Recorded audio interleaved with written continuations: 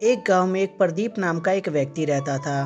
प्रदीप के पिता का देहांत 2 साल पहले हो गया था। प्रदीप के घर में उसकी माँ और उसकी बहन रहती थी। प्रदीप लेकिन घर का काम नहीं करता, दिन रात आवारों की तरह इधर उधर घूमता रहता था। एक दिन प्रदीप पार्क में रहता है, तभी उसके पास एक आदमी आता है। क्यों बे साले, पैसे लेने के बेरी तो ले लिया और देने के बेरी इधर उधर भाग रहा है। साले आज बहुत मुश्किल से पकड़ाया है तू। चल बता, मेरे पैसे कब देगा तू? अरे भैया दे दूंगा मैं आपके पैसे, अभी मेरे पास पैसे नहीं है। देख बे साले, मैं कुछ नहीं जानता हूँ, मुझे तो मेरे पैसे चाहिए। अगर जो तू मेरे पैसे नहीं देगा तो अभी तेरी यहाँ पे लाश बिछा दूंगा, लाश। इस बात को सुनकर प्रदीप बहुत ज़्यादा डर जाता है और बोलता है, नहीं भैया, मुझे कुछ दिन का मोहलत दे दीजिए, मैं आपके पाई पाई चुका दूंगा। मोहलत चाहिए, वो भी तुझे? साले इतने दिन से तो पैसे लेकर इधर उधर भाग रहा था, और मोहलत अब चाहिए तेरे को? अगर जो तेरे पास पैसे नहीं थे चुकाने के लिए तो तूने उधारी क्यों लिया बे? अब साले कह रहा पैसे नहीं है। मैं कुछ नहीं जानता हूँ, या तो आज पैसे दे या तो आज तेरे साथ बहुत गलत होने वाला है। प्रदीप बहुत देर तक गिड़गिड़ाता है और माफ़ी मांगता है। बोलता है कि मैं आपके पैसे चुका दूंगा, परंतु वो आदमी मानने के लिए तैयार नहीं होता। तभी वो आदमी बोलता है, देख प्रदीप, तू चाहे तो तेरा मैं कर्जा और ब्याज दोनों माफ कर सकता हूँ, लेकिन उसके लिए मेरा एक छोटा सा काम करना होगा। अगर जो करने के लिए तैयार है तो बोल। प्रदीप जब सुनता है कि मेरे कर्जे और ब्याज दोनों माफ़ हो जाएंगे, तभी प्रदीप बोलता है, बताइए सर, मुझे क्या करना होगा? मैं जो भी काम होगा मैं फटाफट कर दूंगा आपका। सुन, तब बता रहा हूँ मैं तुझे। तुझे बस मेरा एक काम करना है।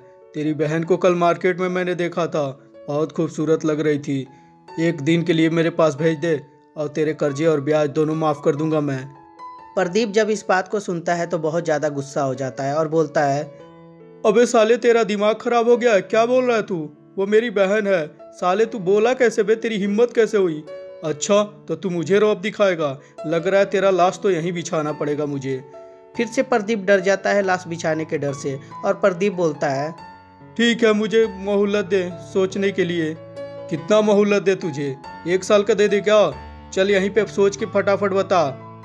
प्रदीप बहुत देर तक सोचता है और बोलता है, ठीक है, मैं कल सवेरे आपके घर लेके आऊँगा, लेकिन प्लीज़ उसे जान से मत मारिएगा और मुझे भी छोड़ दीजिएगा और मेरे कर्जे भी माफ़ कर दीजिएगा।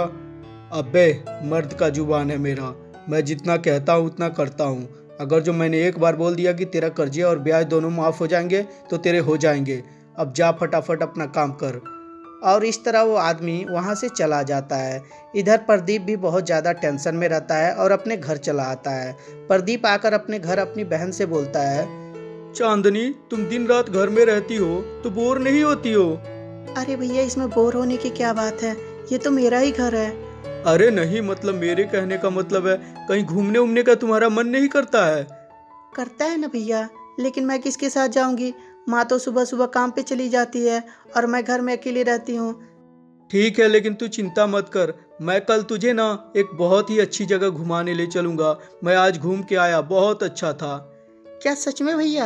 आप मुझे घुमाने ले चलेंगे? हाँ रे पगली।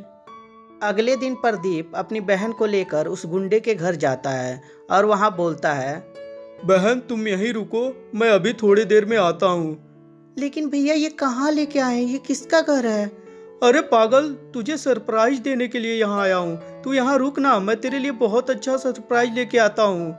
ठीक है भैया, लेकिन जल्दी आइएगा। अरे पागल, मैं बस यूं गया और यूं आया।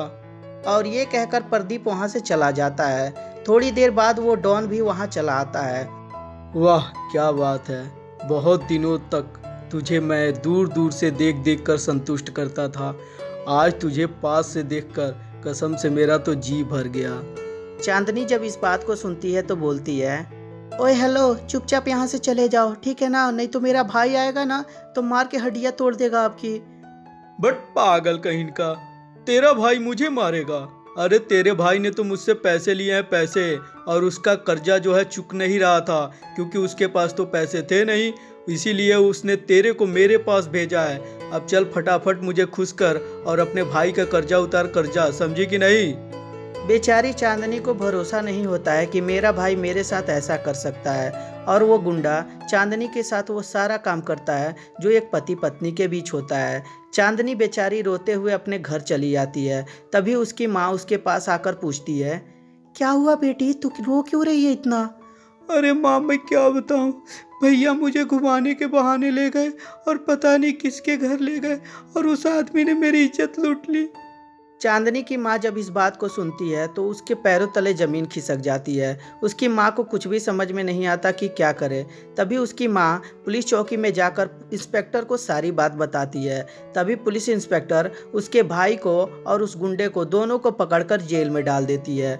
तो दोस्तों, कैसी लगी ये स्टोरी हमें कमेंट करके ज़रूर बताएं। अगर जो स्टोरी अच्छी लगी हो तो कृपया लाइक कर दें और हमारे चैनल को सब्सक्राइब करते समय घंटी भी ज़रूर दबा दें। और हाँ दोस्तों, अपने दोस्तों के साथ शेयर भी ज़रूर कर दें। धन्यवाद दोस्तों।